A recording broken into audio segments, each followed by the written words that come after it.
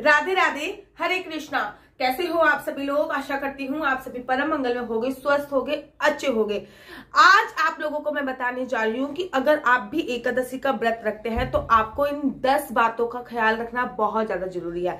इन 10 बातों का अगर आपने ख्याल नहीं रखा तो आपका एकादशी का जो व्रत है वो आधा अधूरा माना जाएगा।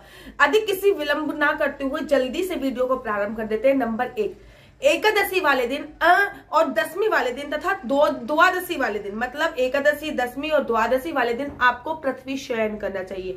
इन तीनों दिन आपको पृथ्वी ही शयन करना चाहिए। अगर आप एकादशी का व्रत रखते हैं तो आपको ये ध्यान रखना चाहिए कि जब भी दसवीं तिथि हो, एकादशी हो या द्वादशी हो तो आपको पृथ्वी शयन अर्थात जमीन पर ही सोना चाहिए। अगर आप प्रेग्नेंट है या फिर आपकी कमर में दर्द रहता है या शारीरिक रूप से सक्षम नहीं है तब आप बेड का या चारपाई का उपयोग कर सकते हो।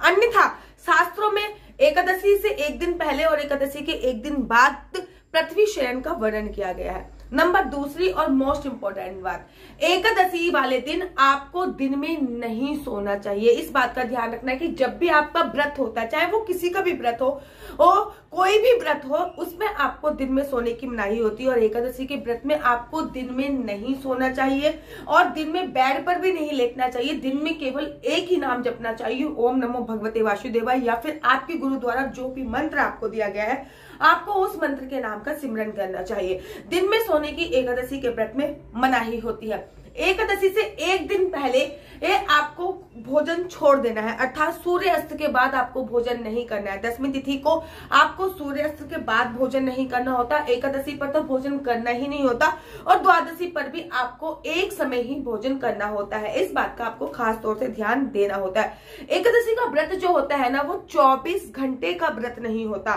एकादशी का व्रत 48 घंटे का व्रत होता है। एकादशी का व्रत दसवीं तिथि की रात्रि से प्रारंभ होकर द्वादशी तिथि की सुबह तक, अर्थात जब तक व्रत का पारायण नहीं हो जाता तब तक रहता है। एकादशी पर दसवीं तिथि की रात्रि को आपको लहसुन, प्याज, मांस, मदिरा का सेवन नहीं करना चाहिए। और एकादशी वाले दिन तो ऑब्वियसली बात है आपका व्रत है, नहीं करोगे, लेकिन द्वादशी वाले दिन भी आपको लहसुन, प्याज और मांस, मदिरा का सेवन किसी भी प्रकार से नहीं करना चाहिए।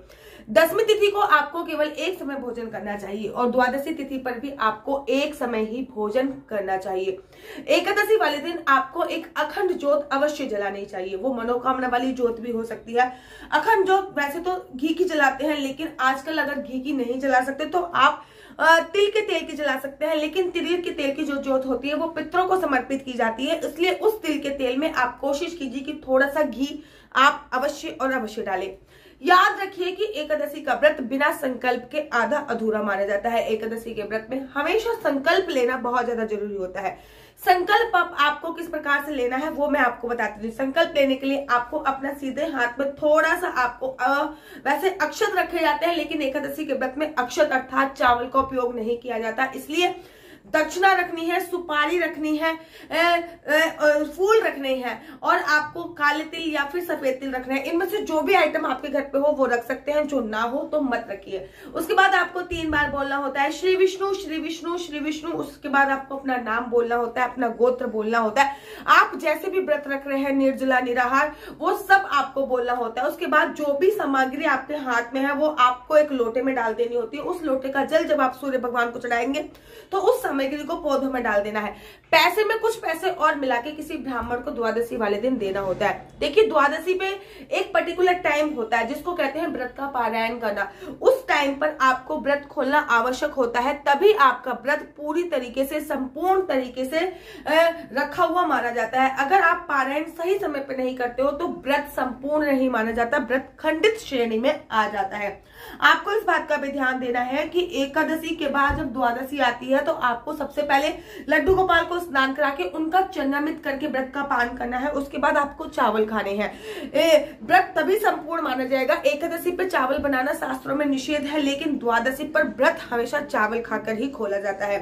साथ ही के साथ आपको इस बात का भी ध्यान रखना है कि द्वादशी पे जब आप व्रत खोल रहे हो तो सबसे पहले आपको किसी ब्राह्मण को, किसी गरीब को, किसी जरूरतमंद को सबसे पहले भोजन खिलाइए। अगर आप लिक्विड भोजन नहीं दे सकते, इसके खाना बनाकर आप नहीं दे सकते, बना हुए फॉर्म में नहीं दे सकते तो आप उसको ड्राई भोजन दीजिए, अर्थात सूखा भोजन, आटा, दाल, चावल, दक्षिणा इत्यादि दीजिए। अगर आप वो भी देने में असमर्थ हो तो आप किसी को पैसे अवश्य दीजिए, लेकिन द्वादशी वाले दिन पहले किसी को खिलाइए, चाहे वो गौ माता ही क्यों ना हो। कोई व्यक्ति नहीं मिल रहा तो आप गाय माता को खिला सकते, नहीं तो पक्षियों को भी दाना डाल सकते हो, मंदिर में भी सामान दान कर सकते हो। लेकिन द्वादशी पर जब आप किसी को खिलाते हो उसके बाद खुद खाते हो तो आपको उस व्रत का अनंत गुना फल प्राप्त होता है। एकादशी की रात्रि जो होती है वो सोने वाली रात्रि नहीं होती, लेकिन अगर आप बीमार हो और अगर आप सो जाते हो तो कम से कम 1 पहर तक, हर रात्रि में 4 पहर होते हैं, लेकिन आपको 1 पहर तक तो जगना बहुत जरूरी होता है। अर्थात आपको 10:30 बजे या 11 बजे तक तो जगिए,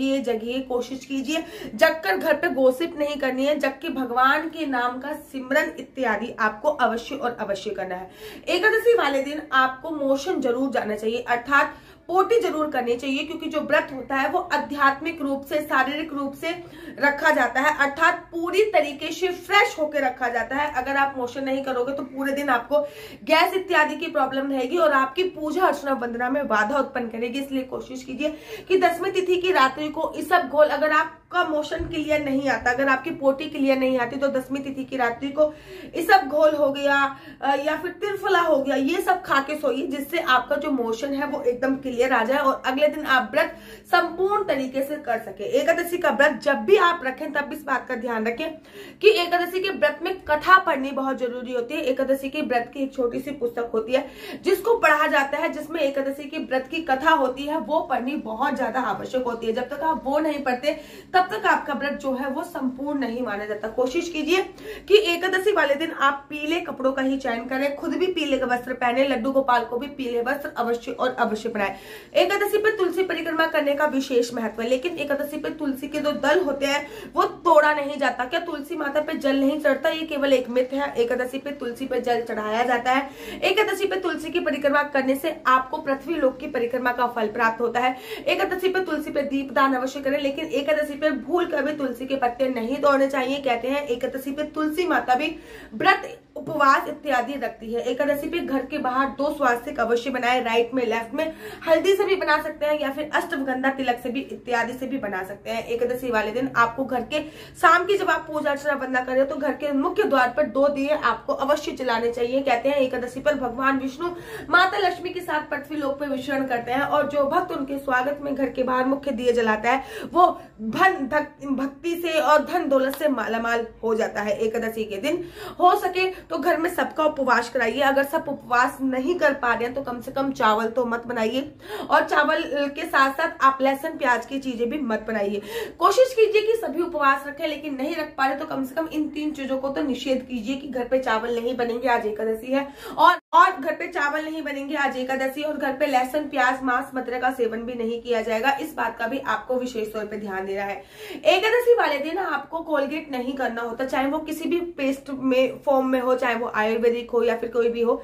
आपको अपनी अंजलि जो होती है, ये अंजलि आपको होता है, इसमें आपको मुख में पानी भरना होता है, 12 बार कुर्ला करना होता है। कुछ इस प्रकार से पानी भरा, ये आपने फिर थूक दिया, 1 बार हो गया, फिर पानी भरा, फिर मुंह में भरा, फिर थूक दिया, ये आपका दूसरी बार हो गया, ये आपका दूसरी बार हो गया। फिर आपने मुंह में पानी भरा, फिर कुल्ला करा और फिर थूक दिया, ये आपका तीसरी बार हो गया। इस बात का आपको ध्यान रखना होता है कि एकादशी पर कम से कम 12 बार आपको कुल्ला करना होता है।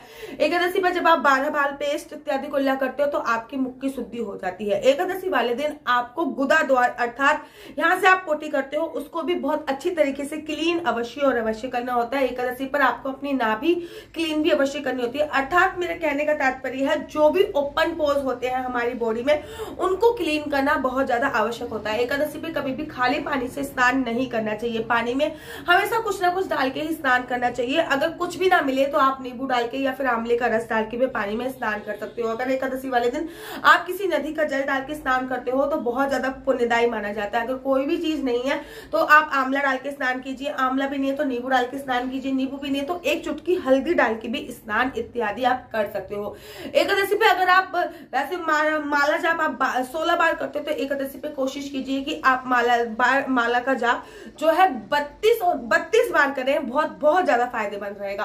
तो आशा करती हूँ कि अगर आप एकादशी का व्रत करते हो तो इन नियमों को जरूर पालन करते होगे। और अगर आपको कोई भी इंफॉर्मेशन है तो आप मेरा इंस्टाग्राम आईडी डॉक्टर आशु दीदी पे जाके मुझसे पूछ सकते हो। अगर आपको मेरी वीडियो अच्छी लगती है तो आप अपना यूट्यूब चैनल हरि बोल को लाइक शेयर सब्सक्राइब करना बिल्कुल भी मत भूलिए। तब तक के लिए मुझे दीजिए इजाजत। राधे राधे, हरे कृष्णा, हरि बोल।